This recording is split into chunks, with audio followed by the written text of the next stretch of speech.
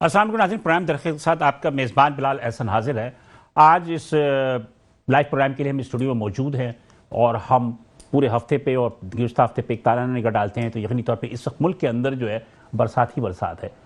इस वक्त तमाम चीज़ों पे जो सबसे ज़्यादा गालिब है वो है सैलाब, और सैलाब की तबाहकारियाँ जो गिलगित बल्तिस्तान से शुरू हुई, उसके केपी से फिर पंजाब और सिंध में आकर इस वक्त सैलाब की जो सूरत हाल है, वो सैलाब की सूरत हाल जो है वो बहुत ज़्यादा गंभीर हो चुकी है और सबसे ज़्यादा तबाही जो है पंजाब में फैली है और के गांव तबाह हो गए हैं। हुकूमत अपनी जितनी उनकी वसाइल हैं उस वसाइल के तहत बेहतर काम कर रही है। पंजाब हुकूमत भी अपने तमाम की तमाम जो है वसाइल हैं उसको बरूख्यार ला रही है। वज़ीर आला पंजाब भी जो है वो ऑन द स्पॉट मौजूद है, मुख्तलिफ मैदानी जहाँ पर के रेस्क्यू करना है वहाँ मौजूद हैं। इसके अलावा सिंध में हम देखते हैं तो वज़ीर आला सिंध, उनके जितने भी तर्जुमान हैं, उनके जितने भी लोग हैं, वो तमाम के तमाम लोग जो हैं इस वक्त जो है मैदान में हैं और सैलाब की सूरत को काबू करने के लिए और प्लस इसमें जिन जिन लोगों के जान और माल का नुकसान हुआ है उनके मदावा के लिए जो है वो मौजूद हैं ग्राउंड पे।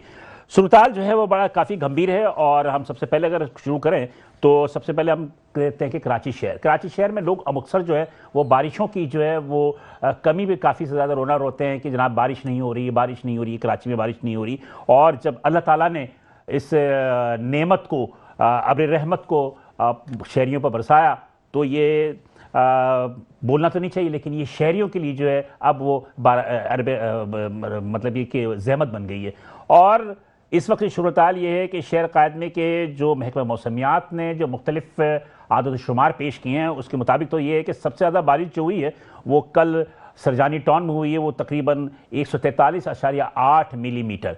तो इसी तरह गुलशन मेमार में 109, कोरंगी और गुलशन में 92 मिलीमीटर, नॉर्थ कराची में 81 मिलीमीटर, नाज़िमाबाद में 76.0 मिलीमीटर, DHA फेज़ 2 में 74.5 मिलीमीटर बारिश हुई है। तो लिहाजा इस हवाले से देखें तो सरजानी टाउन में 143.8 मिलीमीटर की बारिश जो है गुज़श्ता रोज़ हुई। आज भी तकरीबन दिन में मौसम रबलादूत रहा, कहीं कहीं हल्की बारिश हुई, कहीं तेज़ बारिश हुई, लेकिन गुज़श्ता रोज़ पर जो कराची में एक क़यामत बर्पा था कि क़यामत का वो हाल थी कि मुख्तलिफ बस्तियाँ जो हैं जो ज़ेरिया इलाक़ों में वाक़ हैं, जिनमें ख़ास तौर पर जो है सादी टाउन है, मलीर है, गुलशन हदीद है, इसके अलावा यह कि न्यू कराची के कुछ जो लियारी नदी की इर्द गिर्द की आबादियाँ हैं वो डूब गई।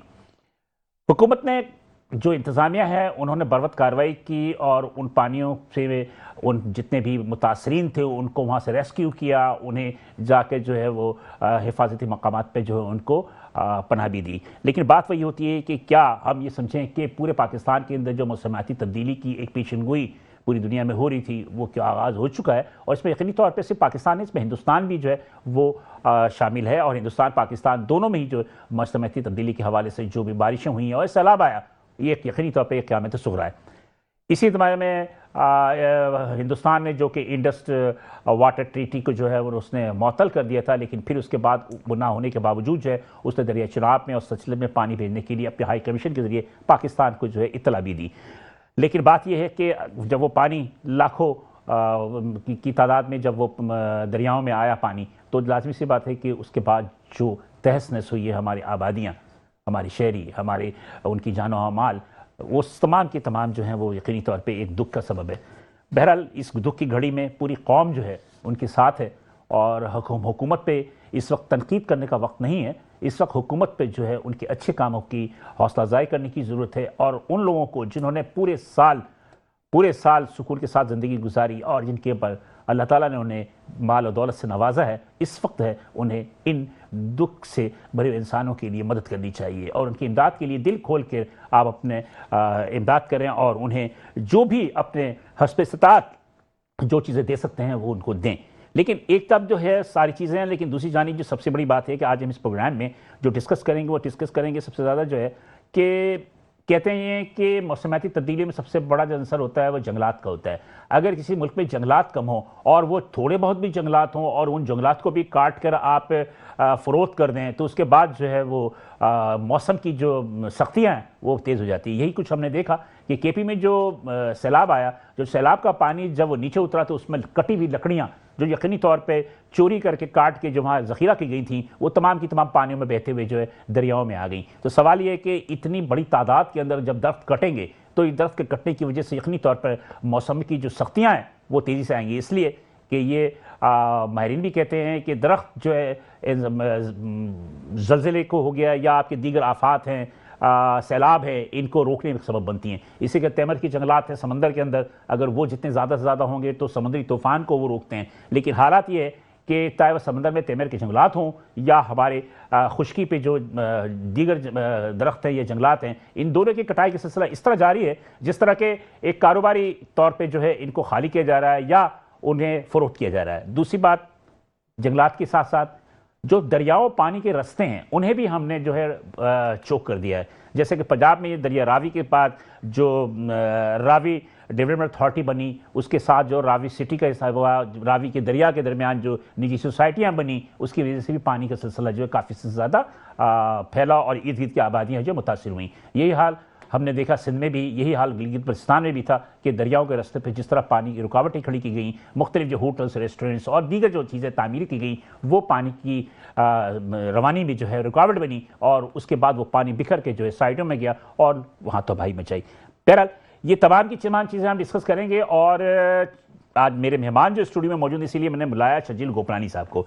शर्जील गोपलानी साहब को हमने इसलिए बुलाया कि जनाब के ये और पाकिस्तान टिम्बर मर्चेंट एसोसिएशन के सदर हैं और लकड़ियों के कारोबार से ये वाबस्ता है। और आज हम इनसे ये पूछेंगे कि इन कारोबार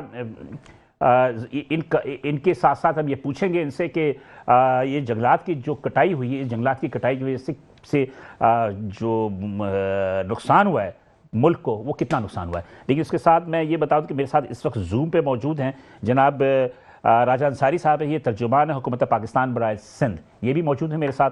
तो मेरा कहने का मकसद है कि पहले मैं राजा साहब को भी बात कर लेते हो, फिर उसके बाद हम शर्जील साहब से भी गुफ्तगू करेंगे। तो राजा साहब को पहले अस्सलाम वालेकुम सर। जी वालेकुम सलाम। थैंक यू सर, आपने हमें वक्त दिया। और आज की जो गुफ्तगू इसमें है वो सैलाब से जितने भी मुतासर हुए हैं, चाहे वो गिलगित बल्तिस्तान हुआ, चाहे वो पंजाब हुआ, चाहे वो सिंध हुआ, क्योंकि आप वफाकी हुकूमत के तर्जुमान हुकूमत सिंध हैं जो कि सिंध के लिए नामिनेट किया गया हुकूमत पाकिस्तान की जानिब से। तो आप क्या बताना चाहेंगे कि अंसारी साहब, राजा अंसारी साहब के पंजाब और सिंध में जो ये सैलाब की तबाहकारियाँ हुई हैं, इससे वफाकी हुकूमत कितना इसका मदावा कर सकती है? जी बिस्मिल्लाहिर्रहमानिर्रहीम। देखें जी, सबसे पहले तो हमें इस बात को समझना पड़ेगा कि दुनिया भर के जो बड़े बड़े मेजर कंट्रीज हैं, जो तरक्की याफ्ता ममालिक हैं, उनकी पोल्यूशन और उनकी जो इंडस्ट्रियलाइजेशन है उसकी वजह से जो दुनिया भर में क्लाइमेट चेंजेस आए हैं, पाकिस्तान उसका सबसे बड़ा विक्टिम है। और दुनिया के दीगर मुल्कों की जो उनकी वजह से क्लाइमेट चेंज आया है उसका असर जो है वो पाकिस्तान पे पड़ रहा है। नंबर वन, ये उसकी सबसे बड़ी वजह है। दूसरी चीज ये है कि भारत की तरफ से आबी जारियत, यानी जिस तरह उन्होंने अपने डैम से पानी अचानक छोड़ के और पंजाब के खास तौर पे बहुत बड़े एग्रीकल्चरल बेल्ट को, जिसमें कई अजला शामिल हैं, उसको मुकम्मल तौर पर जेर आब लेके आ गए। फिर बारिशें और फिर ग्लेशियर्स और ये सारी चीजें। तो हमें इस चीज को समझना होगा कि ये बुनियादी तौर पर एक कुदरती आफत है और बहुत बड़ी तादाद में मैं समझता हूं कि जो पानी जिसने यहाँ पाकिस्तान के खास तौर पे दो जो सूबे हैं पंजाब और सिंध, उसका रुख किया है। और आप देख रहे हैं कि कराची जो है शहर, उसमें अर्बन फ्लड का जो है वो भी आपने उसका एक्सपीरियंस भी लिया है कुछ 2 हफ्ते पहले भी। और फिर गुज़श्ता हफ्ते की बारिश में भी ये ठड्डोडम वगैरह टूट गए, बाकी कराची के मुख्तलिफ इलाके जो है ज़ेर-ए-आब आए। जी, अब जो सिचुएशन मैं देख रहा हूं पाकिस्तान में, वो 2 मुझे बड़े वाज़े नजरिए नजर आ रहे हैं। एक, वो लोग हैं जिन्होंने सिर्फ और सिर्फ मौका तलाश करना है। हकीकत में वो मर्दम बेजार लोग हैं, उनका लोगों से वास्ता नहीं, जमहूरियत से वास्ता नहीं है, लेकिन वो मौका तलाश करते हैं। कभी IMF को खत लिखने का मौका, कभी राजा वो सब बात अपनी जगह है, वो तो सब अपनी जगह है। मुझे ये बता दीजिए ना कि इस वक्त जो सैलाब आया, इसमें आप सिंध की हुकूमत के वफाक क्या मदद करेगी? क्या उन्हें मतलब कि रेस्क्यू करने के लिए कुछ क्या एक्स्ट्रा वफाक जो है सिंध की मतलब की मदद करेगी? होता यह है कि जब हम किसी बच्चे से कोई सबक पूछते हैं ना और बीच में से सवाल करके उसको बीच वाला हिस्सा तो वो हमें ए से जेड तक समझ में नहीं आता। अब मैं बात करूंगा आपके सवाल का, मैं डिट्टो जवाब दे रहा हूं, आपके सुनने वालों को समझ में बात नहीं आएगी, लेकिन जी जी जी, आपका प्रोग्राम है। नहीं प्रोग्राम की बात नहीं, बात यह कि बात भाई राजन साहब से एक महदूद टाइम होता है, तो इसमें हम ये सारी बातें सबको पता है कि किसने खत लिखा आईएमएफ को, क्या कर रहे हैं, वो उनकी मनफी सियासत तो छोड़ दें, हम अब मस्बत सियासत की तरफ आते हैं ना, कि हम इस वक्त जिस मुसीबत में सैलाब में, तो सैलाब से हम किस तरह निकलें, इसका मुस्तकबिल में क्या इसका मदावा हो सकता है, मैं ये पूछना चाह रहा हूं आपसे। नहीं, आपने पहले ये नहीं पूछा, खैर बहरहाल मैं दोनों बातों का जवाब दे देता हूं। नंबर 1, वफाक अपनी जानिब से, वफाक के पास जितने रिसोर्सेज हैं, पहले भी आपने देखा कि जब कराची में अर्बन फ्लड आया और क्लाउड बर्स्ट हुआ, उस वक्त भी मोहतरम वजीर आजम ने मोहतरम वजीर आला सिंध को फोन किया, मोहतरम खालिद मकबूल सिद्दीकी साहब को फोन किया और उन्हें कहा कि वफाक हर तरह की खिदमत के लिए तैयार है। वफाक के पास जितने भी रिसोर्सेज हैं, आप हमें बताएं आपको क्या चाहिए। मोहतरम वजीर आजम सिंध के लोगों को किसी भी सूरत में इस आफत की घड़ी में, इस मुश्किल घड़ी में तनहा नहीं छोड़ेंगे। बहुत अच्छी बात। इससे पहले भी जब कभी भी सिंध में फ्लड की सूरत हाल हुई, मोहतरम उस वक्त वजीर आजम नवाज शरीफ साहब हों या इवन शहबाज शरीफ साहब हों, लास्ट टाइम पीडीएम गवर्नमेंट में भी सबसे ज्यादा विजिट शहबाज शरीफ साहब के सिंध और बलूचिस्तान के थे, ये वो सूरत हाल पैदा हुई। तो इंशाल्लाह जो हमारा ट्रैक रिकॉर्ड है, हम सिंध के लोगों को तनहा नहीं छोड़ेंगे। हमारी एनडीएम है, पीडीएम है, काम करते रहेंगे, पाक अफवाज की टीम्स के साथ मिलकर काम करेंगे, रेस्क्यू 1112 की टीम के साथ मिलकर काम करेंगे, सूबाई हुकूमत के साथ मिलकर काम करेंगे। कोई पॉइंट स्कोरिंग नहीं होगी, कोई सियासत नहीं होगी, कोई क्रेडिट लेने की दौड़ नहीं होगी, बल्कि सिंध के लोगों के लिए हर मुमकिन इमदाद की जाएगी, हर मुमकिन रिलीफ का काम किया जाएगा। जो भी सूबाई हुकूमत हमें कहेंगे कि हमें इन चीजों की जरूरत है, वफाक हमारी मदद करे, वो मुकम्मल तौर पे मदद होगी। अच्छा, दूसरी बात यह कि एक आखिरी सवाल करते हुए मैं आपके से इजाजत चाहूंगा कि ये जो जंगलात के हवाले से वफाकी हुकूमत की क्या पॉलिसी है, या ये जो दरियाओं के रास्तों में दीगर जगहों पे जो वो तामीरात हुई हैं, उसके लिए क्या पॉलिसी है? क्या कोई कानून साजी होने वाली है कि इस हवाले से कि इस किस्म के लोगों की मदावा किया जा सके? जी, इस सिलसिले में चंद अरसा कबल मोहतरम वजीर आजम ने एक हाई लेवल मीटिंग कंडक्ट की है प्राइम मिनिस्टर हाउस में, जिसमें कुदरती जितने भी आबी हमारे पास रिसोर्सेज हैं, दरिया हैं, समंदर हैं, और उनके रास्तों में डेल्टा का रास्ता हो, नदी का रास्ता हो या किसी नाले का रास्ता हो, जहां पर भी इस तरह के तजावुजात, गैर कानूनी तजावुजात मौजूद हैं या पानी के कुदरती बहाव के रास्तों के अंदर जितने भी तजावुजात मौजूद हैं, मोहतरम वजीर आजम ने बेरहमाना ऑपरेशन, कोई, यानी इसका मतलब है कोई कितनी ही बड़ी कोई तोप चीज क्यों ना हो, उसका मकान अगर आ रहा है, उसकी फैक्ट्री आ रही है, वो गिरा दी जाएगी। उसके खिलाफ उन्होंने मुकम्मल तौर पे एक्शन ले लिया है, इदारों को कह दिया गया है, और इंशाल्लाह सूबाई हुकूमतों के साथ मिलकर, आपको पता है 18वीं आईनी तरमीम के बाद मुकम्मल इख्तियार सूबों के पास हैं, उनके साथ मिलकर अब इसमें कोई भी रियायत नहीं होगी, और इंशाल्लाह आप देखेंगे कि पानी के जो कुदरती बहाव के जो रास्ते हैं वो इंशाल्लाह इन तजावुजात से जो है वो खाली कराए जाएंगे, और कोशिश की जाएगी, हत्तुल इम्कान कोशिश की जाएगी कि जो दरिया के अपने कुदरती बहाव के जो रास्ते हैं वो क्लियर हो। थैंक यू सर, राजा अंसारी साहब, बहुत शुक्रिया। ये थे तर्जुमान हुकूमत पाकिस्तान के वफाकी हुकूमत की जानिब से बराए सिंध के ये तर्जुमान थे राजा अंसारी साहब, पाकिस्तान मुस्लिम लीग नून के। इन्होंने जो बातें की वो यकीनी तौर पे जो है वो अच्छी बातें थी, लेकिन देखें मुस्तकबिल में क्या होता है, वफाकी वज़ीर-ए-आज़म साहब जो भी अहकामात दिए उस पर क्या होता है। मेरे साथ इस वक्त लाइन पे मौजूद मियाँ अबूजर शाद, सदर लाहौर चैम्बर ऑफ कॉमर्स, हैं मौजूद? जी, वालेकुम सलाम, कैसे हैं सर, खैरियत से हैं? अल्हम्दुलिल्लाह जी, अल्लाह। आप तो जूम पे आ रहे थे तो आप कॉल पे आ गए?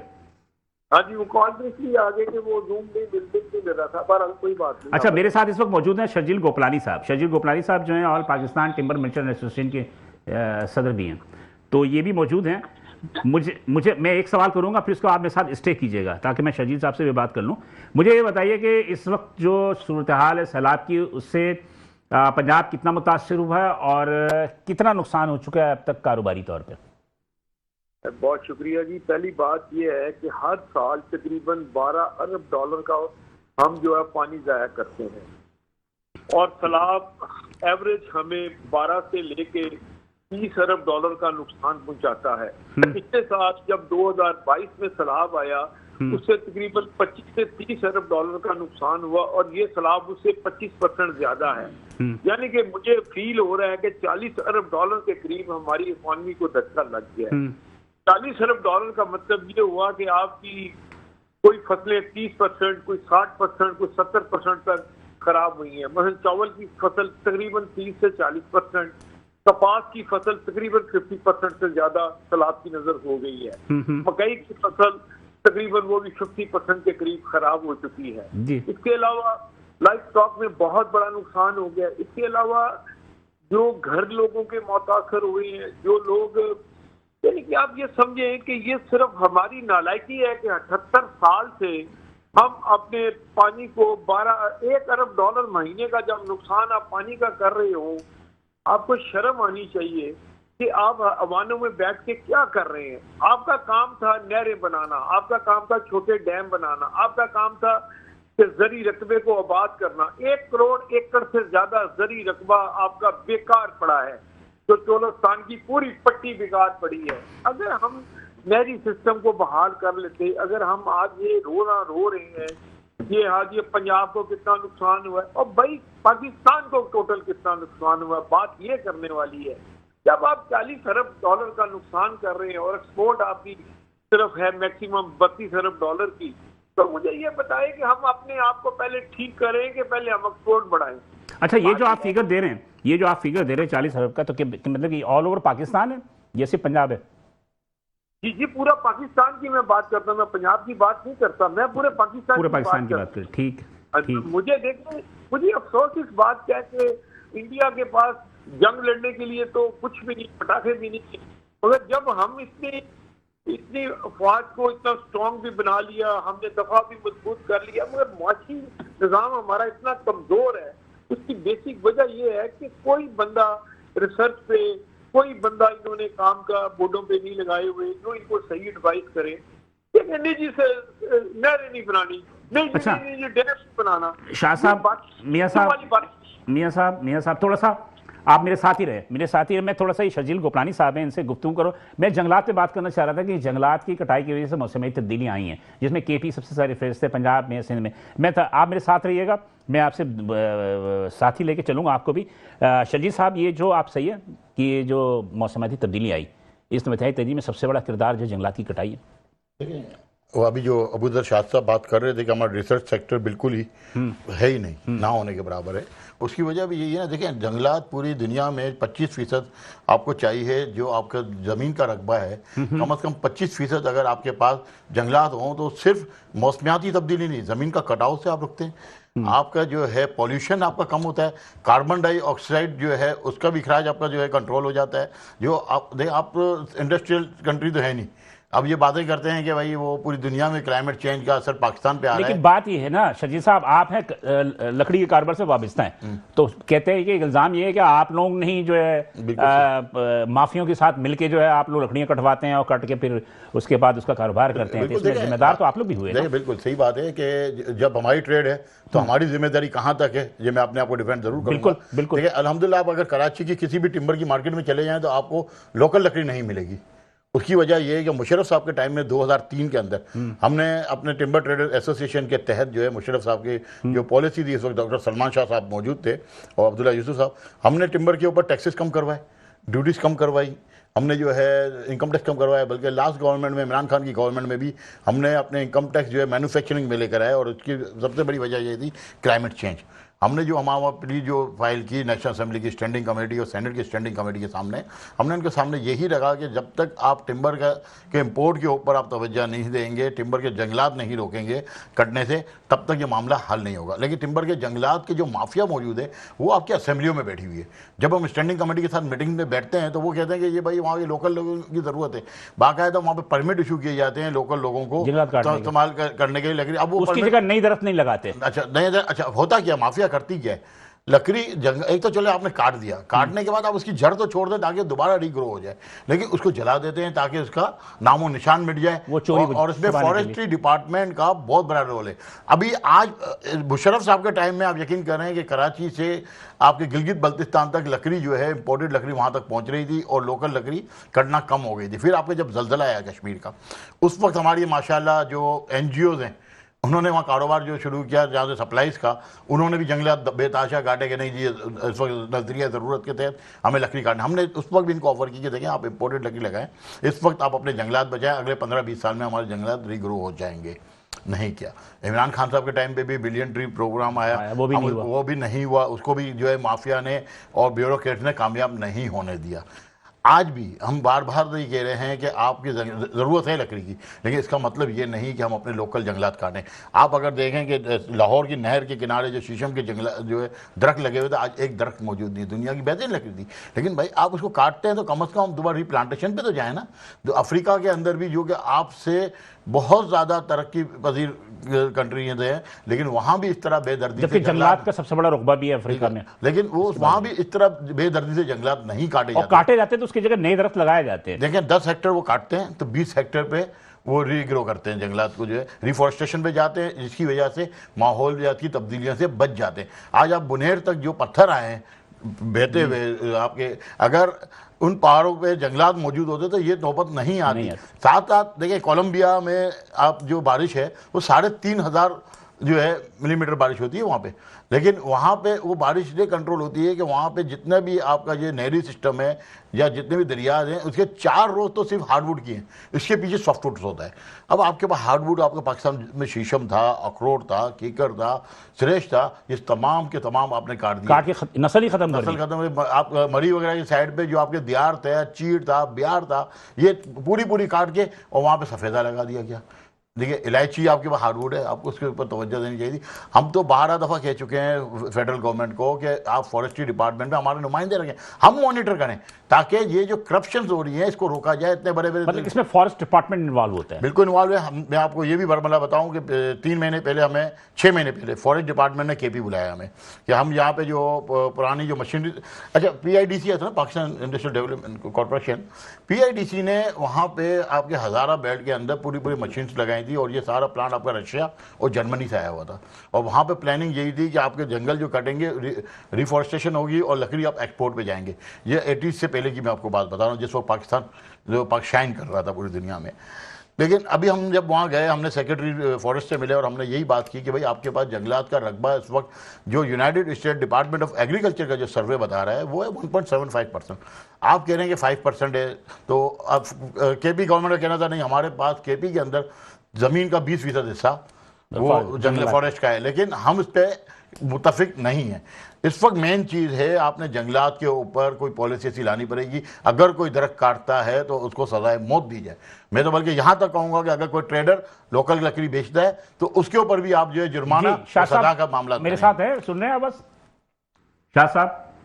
जी मैं सुन रहा हूँ जी। ये आपने बात सुनी, ये जंगलात का सिलसिला है और फिर ये कहने का दरिया रावी के किनारों पे एक ज़माने में शीशम की और दीगर दरख्त हुआ करते थे, सारा सफाया कर दिया गया। आप इस कितना करते हैं कि क्या फॉरेस्ट डिपार्टमेंट हमारा इतना करप्ट हो चुका है कि उसने जंगलात ही सारे साफ कर दिए, जिसकी वजह से क्लाइमेट चेंज का जो है वो शिद्दत इख्तियार कर गई?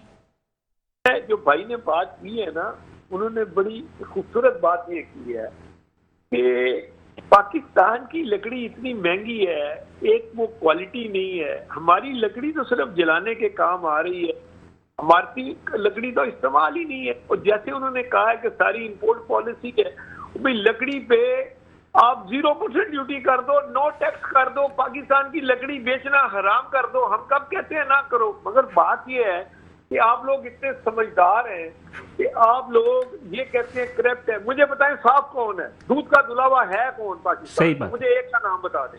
बिल्कुल सही। आज 1,36,00,000 रुपया महीना आज के 4 ब्यूरोक्रेट तनख्वाह ले रहे हैं। आपको मैं क्या बताऊं, मैं 1,36,00,000 रुपया महीना, secretary law, secretary commerce, secretary अपना नाम इंडस्ट्री, और बाबा वो SCCT का सेक्रेटरी, 1,36,00,000 रुपया महीना। जी उस मुल्क में इतने पैसे तो खुदा की कसम साल की तनख्वाह जर्नैल की नहीं है। जर्नैल की टेक होम 50 लाख रुपए साल की है, ये महीने की ले रहे हैं। और भाई आप क्या क्या मैं बात करूं, हर शाख पे उल्लू बैठा है, जामे गुलिस्तान क्या होगा, मैं क्या बात आपको बताऊं। और भाई 500 बोर्ड हैं, हर बोर्ड पे एक से बड़ा बदमाश बैठा हुआ है। ये कौन है? ये जो 44 साल से हुकूमत में लोग बैठे हैं, जमहूरियत में बैठे हैं। ये जमहूरियत नहीं है, ये यानी कि गंगा जमुना वाली जमहूरियत है, बिल्कुल दलदल है। इस दलदल में जो इस माफिया का हिस्सा नहीं बनता उसको मरवा दिया जाता है या उसको जेल भेज दिया जाता है, काम करने दिया नहीं जा रहा। गवर्नमेंट अभी तो खैर बहरहाल अब तो ये तो आगे का बिगड़ा हुआ। लेकिन मुझे ये बताइए कि जैसे कि शर्जील गोपलानी साहब ने बात की सारी, तो अब क्लाइमेट चेंज के या जो लाहौर की तबाही हुई या आपके कराची में भी जो सूरत हाल है ईद की सिंध में, क्या क्या क्या होगा? अब क्या ये सैलाब गुजर गया, हम 6-7 दिन के बाद सारी ची बातें हम भूल जाएंगे? ये पानी वाइपन के तौर पे इंडिया इस्तेमाल करेगा और हर 2-3 साल के बाद ये आपको टीका लगाएगा। हम अकल के अंधे हैं, सूबे की बातें करते हैं। और भाई ये मुल्क की, पाकिस्तान की बात करो, लाहौर की बात मत करो, पूरे पाकिस्तान की बात बिल्कुल सही बात है, बिल्कुल सही। देखें आप लोगों ने अभी तक पाकिस्तान बनाया ही नहीं। ये पख्तूनस्तान है, ये सिंध है जी, ये जी पंजाबी है, ये बलोची। बाबा नो बलोची। सिर्फ पाकिस्तान, आपको अंदाजा नहीं है कि इंडिया के डैम कितने हैं और पाकिस्तान, सिर्फ चाइना में 98,000 डैम है और इंडिया में 5,000 से ज्यादा डैम है। आपके पास 123 डैम है सिर्फ। आप लोग सिर्फ 5% के करीब आपके जंगलात रह गए हैं, तो कम से कम 22 से 25% होने चाहिए।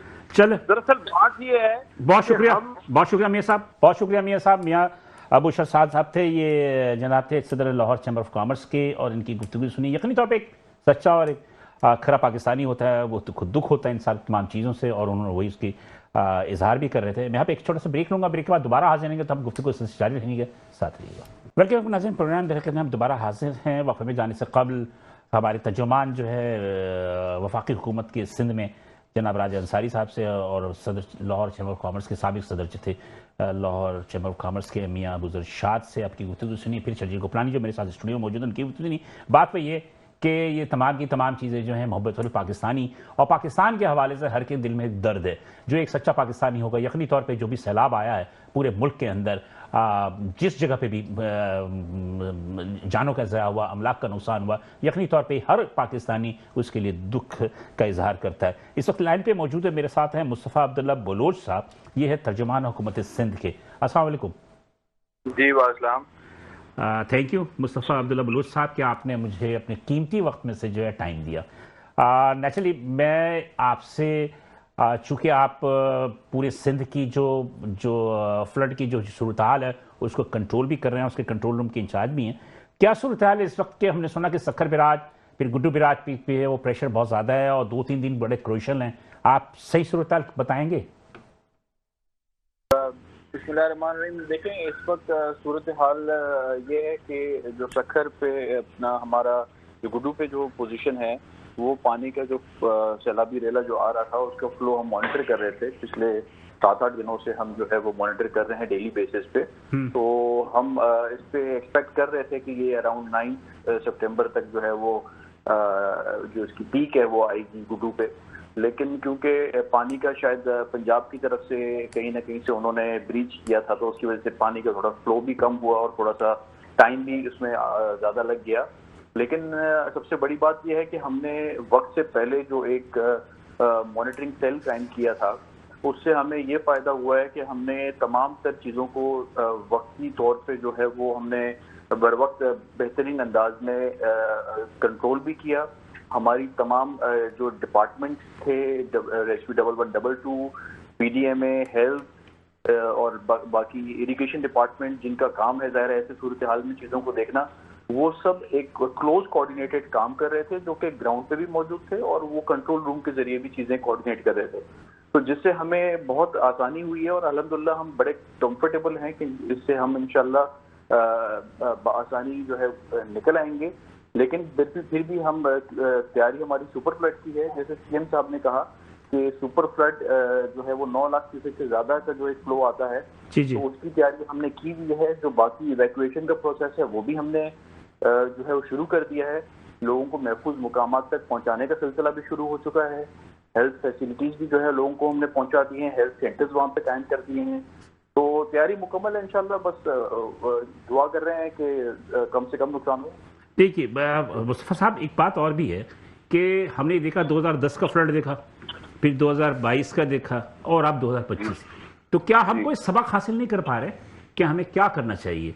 कि देखिए इसमें एक कलेक्टिव मेजर्स लेने होंगे नेशनल लेवल पे और इंटरनेशनल लेवल पे। जैसे कि आपको पता है कि हमारी यहाँ पे क्लाइमेट चेंज का बहुत बड़ा एक फैक्टर है जी, जो डेवलप हो रहा है, और इस पे हम कोशिश कर रहे हैं कि अपनी पूरी जो है वो कोशिश करके उसको हम डील कर सकें, उस पर बेहतर अंदाज में जो है उसको चला सकें कि अगले आने वाली नस्लों को इन चीज़ों का सामना ना करना पड़े। तो इसलिए हम पूरी कोशिश कर रहे हैं कि एक कंसेंसस डेवलप हो तमाम सूबों में कि इस पे एक सीरियसनेस दिखाई जाए। और आपको जैसे पता होगा कि चेयरमैन बिलावल जब फॉरेन मिनिस्टर थे, उन्होंने इंटरनेशनली ये बड़ी इस पे आवाज उठाई थी 2022 के वक्त सैलाब में भी, क्योंकि उस वक्त जो है वो उन्होंने एक इंटरनेशनल जो एक्सपोजर था उसको यूटिलाइज करते हुए उन्होंने ये एक अवेयरनेस दी थी तमाम हमारी जो इंटरनेशनल एलाइज हैं, जो हमारे दोस्त ममालिक हैं, कि पाकिस्तान वो मुल्क है जो 1% कार्बन एमिशन करता है, लेकिन सबसे ज्यादा पाकिस्तान को जो है वो इस क्लाइमेट चेंज का नुकसान उठाना पड़ता है। बिल्कुल ठीक है। तो नहीं मुस्तफा साहब, मैं कह रहा हूँ बिल्कुल ठीक है, बिल्कुल ठीक है। आप तो जुबान है, बहरहाल मैं इससे ज्यादा मेरा अपना जाती राय ये है कि जैसे जंगलात है, जंगलात की कटाई भी वैसे ही है। जंगलात के लिए आप समुद्र में जाकर देखें, तेमर के जंगलात कट रहे हैं। आप सब मतलब ये कि जो एक प्रिकॉशन लेनी चाहिए थी, वो प्रिकॉशन गवर्नमेंट ने पिछले सैलाब से कोई सबक सीखा नहीं। और इस वक्त भी ये सूरत हाल है कि दरियाओं में जो तजावजात हैं, उन तजावजात की वजह से जो है दरिया बिफर गए। और बहरहाल तो इस हवाले से भी कोई प्लानिंग है, हो रही है नहीं हो रही? देखें, प्लानिंग हमारी हो रही है और इस पे हम कोशिश कर रहे हैं कि हम कलेक्टिवली इस पे काम करें। और फिलहाल तो अभी सिचुएशन जो अभी आपके सामने डेवलप हो रही है, आपने देखा कराची में भी जो है वो अर्बन फ्लडिंग हुई, और सिंध की भी जो हमारे इंटीरियर सिंध में भी जो है वो एक हम एक्सपेक्ट कर रहे हैं कि वहाँ पे भी एक सैलाबी रेला आएगा। तो ये सारी चीजें अभी फिलहाल तो हम हमारी 100% फोकस इस तरफ नहीं। मुझे ये बताइए कि गुड्डू बिराज, मुझे ये बताइए कि ये जो सक्कर बिराज से जा रही है गुड्डू बिराज की तरफ जो बारिश कर रही है, इसमें क्यों कोई बंधवन तोड़ने का खतरा तो नहीं है? नहीं, फिलहाल तो खतरा नहीं है। फिलहाल हम कंफर्टेबल हैं कि अगर जिस तरीके से जो फ्लो आ रहा है उसको हम अगर वो एक दरमियाने दर्जे का सैलाब होता है तो हम उसको बआसानी मैनेज कर लेंगे, और अगर सुपर फ्लड होता है तो उसके लिए भी हमने तैयारी पूरी की है। जैसे कि वज़ीर आला सिंध ने कहा था गुज़श्ता रोज का 8 लाख क्यूसेक तक की जो है वो एक्सपेक्टेड है, 8 लाख क्यूसेक। हाँ, एक्सपेक्टेड है। अगर 8 लाख से ऊपर आ जाता है तो यकीनी तौर पर आपको तो शिगाफ तो डालना ही पड़ेगा ना, इसलिए आपको शहर बचाने के लिए। देखिए, वो डिपेंड करता है वक्त पे, जब फैसला लेना होगा तो हम उसी हिसाब से फैसला लेंगे कि जिसमें नुकसानात ना हो, कम हो, और उससे जो है देखिए, क्योंकि अल्टीमेटली हमें पता है कि इन लोगों की रिहेबिलिटेशन भी हमने करनी, और हमने इन सिंध के अवाम के साथ जब वादे किए वो पूरे किए। 2.1 मिलियन पक्के मकानात उनको जो सैलाब ज़दगान थे उनको 2022 में जिनका नुकसान हुआ उनको बना के दे दिए गए, उनको लैंड टाइटल्स भी दे दिया गया, और खासकर खवातीन को दिया गया, एम्पावरमेंट दी गई लोग और औरतों को। तो ये एक पीपल्स पार्टी का एक गुडविल है, एक ट्रस्ट है जो लोगों में है, जिसकी वजह से हमें इवैक्यूएशन के दौरान भी मुश्किलात नहीं हो रही है। लोग हम पे ट्रस्ट करते हैं, हमारी बात राजी हो जाते हैं, और इससे हमें अच्छा, मेरे साथ इस वक्त मौजूद है, मेरे साथ स्टूडियो मौजूद है और पाकिस्तान टिम्बर मर्चेंट एसोसिएशन के सदर हैं शर्जील गोपलानी साहब। तो ये आपसे कुछ पूछना चाह रहे थे। जी मुस्तफा बलोच साहब, एक चीज़ मैं सिर्फ आपके इल्म में लाना चाहूँगा।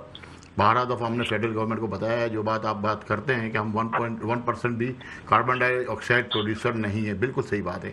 बट हमारे जो ग्लेशियर मेल्ट हो रहे हैं, जो उसकी सबसे बड़ी वजह ये है कि हमारे जो नॉर्दर्न एरियाज़ में जो हमारे फॉरेस्ट थे वो, और जो मैदानी इलाकों में जो हमारे फॉरेस्ट थे वो हम तकरीबन काट चुके हैं। और आज भी देखें ना, मैंग्रोव्स के जो आपके जंगलात हैं वो जो कटते हैं वो उसकी लकड़ी कहीं भी इमारती इस्तेमाल में नहीं आती, उसके पैलेट्स बन जाते हैं या आपकी जो फ्रूट्स की पेटियाँ बन जाती जाती हैं, या फिर जो आपका पार्टिकल बोट्स जो हमने प्लांट लगा दिए हैं इस वक्त सिंध और बलूचिस्तान और जनूबी पंजाब के अंदर बेतहाशा, बगैर रिसर्च के, बगैर किसी चीज़ के, तो उसकी वजह से भी हमें जो है इस वक्त मौसमियाती तब्दीली का सामना करना पड़ रहा है। तो उसके लिए हमें कोई ऐसा इंकलाबी इक़दाम करना पड़ेगा और इन चीज़ों को रोकना पड़ेगा कि इसके लिए देखिए हर चीज़ का रिसर्च होता है, हमारे पर रिसर्च का जो फुकदान है वो बहुत ज़्यादा है। ख़ास तौर पे हमारे जो चैम्बर्स और फेडरेशन हैं वो इस लेवल पे कहीं भी काम नहीं कर रहे, मैं इस चीज़ को एक्सेप्ट करूँगा, लेकिन इसमें गवर्नमेंट कम अज़ कम हम लोगों के साथ इसमें सूबाई सूबाई का कम, इसमें वफाक का ज़्यादा हिस्सा है। वफाक को ही करना है, लेकिन सूबा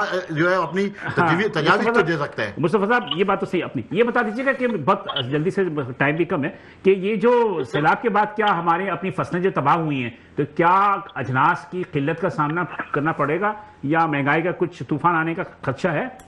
देखें, इस पे तो आज प्राइम मिनिस्टर साहब ने भी एग्रीकल्चरल इमरजेंसी जो है वो डिक्लेयर की है, और इसके आपने देखा कि जब बिलावल साहब मुल्तान गए, पंजाब को उन्होंने दौरा किया और सैलाब ज़दगान से मुलाकात की और उन्होंने जो सिचुएशन देखी, तो जाहिर है वो एक कौमी लीडर हैं मुल्क के, और उनको अंदाजा था कि ये आगे चल के जो है वो पंजाब से जो एक जो सिचुएशन उन्होंने देखी, तो उनको अंदाजा हो रहा था कि इसमें एग्रीकल्चरल एक बड़ा एक लॉस होगा पूरे हमारी इकॉनमी को। तो लिहाजा उन्होंने इस चीज़ को हाईलाइट किया और उन्होंने ये कहा कि इस पे जो है हमें थोड़ा सा एग्रीकल्चरल इमरजेंसी डिक्लेयर करनी चाहिए, जिसको मेरे ख्याल में वज़ीर आज़म साहब ने इसलिए कि गंदम की कटाई किया, और उस पे जो है वो अब जाहिर है, क्योंकि ये जब आपके किसान जो है वो एक तरीके से माशी तौर पे एक मुश्किल में होंगे और आगे आपकी फसलें भी जो है वो ज़ाया हो जाएंगी, तो फिर एक चीजें तो इन्फ्लेशन तो आएगी कहीं ना। बिल्कुल सही नहीं मुस्तफा साहब, एक चीज है कि गंदम तो 6 महीने पहले कटाई हो चुकी थी, अब लोगों ने उसका, भाई लोगों ने, हमारे कुछ कारोबारी अफराद ने गंदम के किल्लत का बहाना बना के आटे की कीमतें बढ़ा दी हैं, तो इसकी जारी भी तो हुकूमत को तवज्जो देनी चाहिए ना थोड़ी। जी नहीं, बिल्कुल, इस पर तो कोशिश करेंगे, हम वफाक से भी बात करेंगे और खुद भी यहाँ पे जो हमारी जो इंस्पेक्शन है इस हवाले से वो बिल्कुल सख्ती करेंगे, क्योंकि इस पे हम बिल्कुल भी बर्दाश्त नहीं करेंगे कि गरीब आवाम जो हमारी है, जो किसान हैं और जो हमारे जो वैसी मौशी सूरत हाल से गुजर के जो है ना परेशान है, तो उनको मजीद मुश्किलात ना हो। तो इस पर बिल्कुल ये आपकी बात ठीक है, इस पे जो है ना बिल्कुल एक्शन लिया जाएगा और कोशिश की जाएगी कि ये चीज़ें ना हो। ठीक, थैंक यू, बहुत शुक्रिया। मुस्तफ़ा अब्दुल्ला बलूच साहब थे, ये थे तर्जुमान हुकूमत सिंध के थे। बहरहाल अब ये जो फ्लड के लिए जो फ्लड के हवाले से सिंध में जो एक कंट्रोल रूम काम किया तो उसका इंचार्ज भी हैं जी शजीद साहब। अब आप खुद अंदाजा कीजिए, आपने सबकी गुफ्तगू सुन ली, मेरा प्रयास आते रहे कि इसमें सिर्फ कसूरवार हुकूमत नहीं है, इसमें कसूरवार वो कारोबारी अफराद भी हैं जो इस मुल्क में। जब देखें ना फसल की, मतलब ये सैलाब के बाद चलिए जी फसल खराब हुई होगी, लेकिन आप सब्जी को रेट देख लें, आप गंदम को रेट देख लें, आप देखें कि एक मसनूई जो है तूफान आना शुरू हो गया, ये कौन मुल्ज़िम है? बिलावल भाई देखें, जब आप मौका देते हैं तो अगले को मौका मिलता है। आप एक मिनट आप देखें, बिल्डिंग्स बनी शहर के अंदर, हाँ ठीक है, आपके लूडा का इस वक्त बहुत बड़ा चर्चा है, ये सब किसकी वजह से होता है? जब तक आपका ब्यूरोक्रेट टेक्नोक्रेट इस मौका नहीं फराम करता, तब तक किसी की हिम्मत नहीं है कि इस पर कहीं आज तक किसी कसूरवार को सजा मिली। अगर मैं ज़ख़ीरा अंदोज़ हूँ, आप एक दफ़ा सील करने का मुझे फांसी तो लगाएं, लग पता जाएगा, एक को फांसी लगाएंगे 100 बंदे घर बैठ जाएंगे। इस मुल्क में ये भी तो हुआ है ना 71 के बाद के लोगों ने घरों से पैसा उठा के नदी नालों में बहा दिया, नहीं हुआ है? बिल्कुल, सोना चांदी नहीं फेंका है। आप एक दफा सख्ती वाला कानून तो लेकर आए ना। देखें, माफियाज को के जो कल्प्रेट्स हैं उनके नुमाइंदे असेंबलीज में, एक इलेक्शन जीतने के लिए आपको 10 करोड़ रुपए चाहिए। 10 करोड़ रुपए एक आम आदमी, एक छोटा आदमी जो मेरिट पे आगे आने वाला एक जो वर्कर है, सियासी वर्कर, वो कभी भी असेंबली तक नहीं पहुंच सकता, ना आपको पॉलिसी दे सकता है। पॉलिसी मेकर्स जो है वो सारे का सारा माफिया है, चाहे वो बिल्डर माफिया हो, चाहे वो अनाज माफिया हो, चाहे वो टिम्बर माफिया हो। टिम्बर माफिया एक बहुत बड़ा आपके पास, ठीक है, हर चीज का माफिया यहाँ पे बैठा हुआ है, हर चीज का माफिया हर चीज से हाथ धो रहा है। अब फ्लड माफिया भी है। आप देखें ना, जो शगाफ मारे जाते हैं और बहुत से बड़े बड़े रईसों की जमीनें बचा के छोटे जमींदारों को तबाह कर दिया जाता है।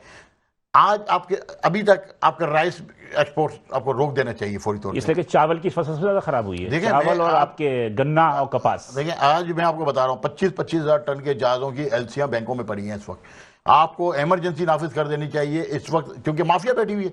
वो जी डॉलर नहीं आएंगे, डॉलर की जरूरत नहीं है इस वक्त, जीने की जरूरत है। देखिए हुकूमत को तो डॉलर की जरूरत है ना। देखिए, हुकूमत को डॉलर की जरूरत उस वक्त है जब आपकी 5 अरब डॉलर की एक्सपोर्ट है आपकी चावल की। आप सवाल ही बताओ कि हुकूमत का नुकसान थोड़ी बर्दाश्त करेगी। लेकिन भाई बात ये 5 अरब डॉलर का चावल बाहर चला जाएगा तो आम आदमी किस तरह खाएगा? मुझे बताया ना, एक चावल जो कि 100 रुपए 150 रुपए किलो वाला चावल 500 रुपए को लेने की सकत रखता है। आज आप आटे का दाम देख लें कि आटे का दाम आपका 80 रुपए से 200 रुपए तक चला गया, तो आम आदमी तो बेचारा सफर कर रहा है ना। देखिए, बात यह है पॉलिसी हुकूमत ने देनी। आप किसी, मैं एक सब्जी वाला भी, हम बोलते हैं यार ये सब्जी वाला भी चोर है, वो सब्जी वाला वो अपनी वो जिंदगी गुजार सकता है जो आपका सियासतदान का बच्चा गुजार रहा है। ठीक है, चीजें जब तक आपकी बैलेंस नहीं होंगी, जुडिशरी सिस्टम आपका सही नहीं होगा, टेक्नोक्रेट्स और ब्यूरोक्रेट मुल्क से मुहिब वतनी पे नहीं आएंगे, तब तक कुछ नहीं हो सकता। मैं बल्कि इनके अल्फाज बोलूंगा कि 6 महीने के लिए आप रोजे रख लें। ये कौम 6 महीने के लिए रोजे रख ले, सारे मामला सही हो जाए। रोजे का मतलब रोजे रखना नहीं, करप्शन बंद कर दें। खुदारा इस मुल्क को, इस लोगों को समझे। अगर आप लोगों का दर्द नहीं समझेंगे। बात यह है कि करप्शन कहाँ नहीं होता, करप्शन तो अमेरिका में भी होता है, यूरोप में भी होता है, लेकिन बात वही है चेक एंड बैलेंस की, जजा और सजा की। देखिए, बात वही है, वहां पे जब मेरी एजुकेशन, बच्चों की हेल्थ, बच्चों का घर का मामला तो हुकूमत जब पूरा करती है तो मुझे करप्शन करने का जवाब ही नहीं है। यहाँ पे जवाब, आप जब तक रिश्वत नहीं दें तो आप मोटरसाइकिल रोड पे नहीं चला सकते। जवाब तो यहाँ पे ये है ना, 4 अरब रुपए। मुस्तफा साहब हैं हमारे साथ लाइन पे? मुस्तफा साहब हैं हमारे साथ लाइन पे? अच्छा जी। 4 अरब रुपए आप कचरा टैक्स इस शहर से वसूल कर रहे हैं इस वक्त। 4 अरब रुपए, 4 रुपए लगते हुए आपको कहीं नजर आते हैं इस वक्त? जो पानी के साथ कचरा, पानी तो साफ बह रहा था। अच्छा चले, सैलाब आ गया ना, बहुत फ्लड है ना। आप मुझे बताएंगे आज के दिन भी पूरे कराची के घरों में लाइनों से पानी दिया गया? ये जाके समंदर में फेंक दिया जाएगा, आपके मेरे घरों पे नहीं दिया जाएगा। टैंकर से हमने पानी खरीदा है। आज भी इस सैलाब में भी टैंकर रोड पे चलते हुए नजर आए। आपकी बात देखिए, करप्शन ये आप कभी भी आवाम में नहीं, आवाम आपकी नहीं है चोर, चोर आप बनाते हो। आप अपनी करप्शन बचाने के लिए हम पे जो है जिम्मेदारी डालते हैं। मैं आज जिम्मेदारी से बोल रहा हूं कि हम जंगलात के कटाव में 0.1% भी शामिल नहीं है। हम लकड़ी बेचते हैं, लेकिन आज भी हम इंपोर्टेड लकड़ी जो है बेच करते हैं। आज भी आप यकीन करेंगे, लकड़ी, ये पूरा शहर कराची चार्ल्स नेपियर ने जब बनाया, टिम्बर पॉन्ड एरिया बनाया, और टिम्बर से पूरी बिल्डिंगें बनी। आपकी डीजे साइंस कॉलेज देख लें, ठीक है, आप हाई कोर्ट की बिल्डिंग देख लें, आपकी जो है सिटी कोर्ट की बिल्डिंग देख लें। उनका कहना क्या है, लकड़ी में कीड़े आते हैं, लकड़ी यहाँ तो वापस ले जाए। अरे यार, जंगल कट रहे हैं आपके। हम जो है पूरी दुनिया से लड़ के लकड़ी इंपोर्ट करके हम यहाँ के माहौलियात को बचाने के लिए काम कर रहे हैं, लेकिन यहाँ पे कहीं भी कानून की पासदारी है ही नहीं। जो गैजेट आपका बोलता है, जो कानून बोलता है, वो एक बंदा आगे बोलता है मैं इस मुल्क में ये चीज बंद करूँ, वो बंद कर देता है।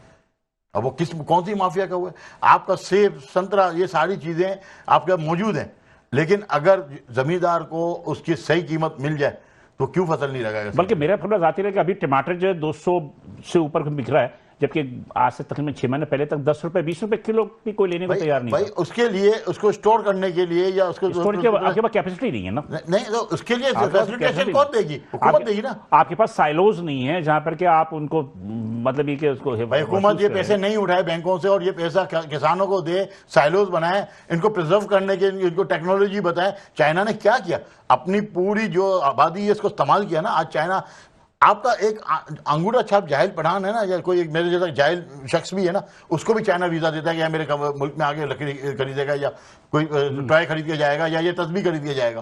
देखिए, हमारी पॉलिसी क्या है? हमारी पॉलिसी माल बनाओ और खाओ, सिर्फ ये पॉलिसी। तो हम इस पॉलिसी में तो खैर हुकूमत भी शामिल है, इसमें ताजिर भी शामिल है। देखिए, ताजिर वो शामिल है जो 2.5% अशराफिया की सूरत में जो बैठा हुआ है, जो पूरे सिस्टम चीनी की सूरत देखें कौन तरफ कर रहा है। रिवॉल्विंग चेयर जो है ना, आज चीनी की सूरत देखें कौन, बिल्कुल देखें। अच्छा, कितने लोग हैं इसमें? छोटा दुकानदार तो जिम्मेदार नहीं है ना इसमें सारे। हाँ, बात ये ऊपर वाला जिम्मेदार है जो अरबों रुपए की डीलिंग कर सकता है, जिसके पास करप्शन का पैसा भी मौजूद है। इन सियासतदानों करप्शन का पैसा भी ये बड़े ताजिरों के पास मौजूद है। हम तो देख रहे हैं ना, हम तो देख रहे हैं। हम तो बार दफा बोलते हैं, फिर वही बात कहते हैं कि हम एक चीज को, एक पॉइंट को टारगेट, लेकिन नहीं। आप देखें वो रिवॉल्विंग चेयर आज आपको जो नजर आ रही है हुकूमत में, ये तो चैम्बरों में पिछले 40 साल से चल रही है। आज तेरी बारी, कल मेरी बारी, आज तू जा, कल मैं आया। ये तो चैम्बर्स में चल रही है। इसको उठा के सियासतदानों ने सीखा है। तो बात ये है, जो करप्शन माफिया है, जब तक हम उसको फांसियों पे नहीं लटकाएंगे तब तक ये मामला नहीं इसका सुधरेगा। मतलब ये है कि मैं भी खुद कहता हूं कि मईशत में या तिजारत में सियासत आ चुकी है। तिजारत सियासत में जा चुकी है। वही मैं कह रहा हूं कि तिजारत में सियासत आ चुकी है, बिल्कुल। और अब सियासी पार्टियां जिस तरह के सियासत करती हैं तो हमारे ताजिर भी जो है अपने अपने एसोसिएशंस में, अपने अपने इदारों में सियासत करते हैं। बिल्कुल, इस मुल्क में सबसे बड़ा जुल्म ये हो गया।